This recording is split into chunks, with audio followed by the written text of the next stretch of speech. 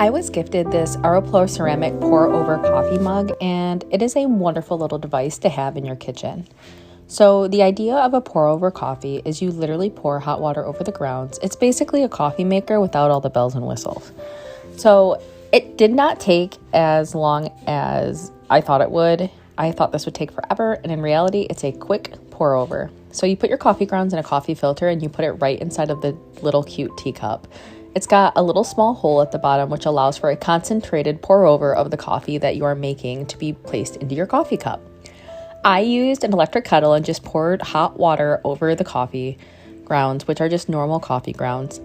And it allowed to make a wonderful cup of coffee. Did not take long. And how cute is the vintage teacup?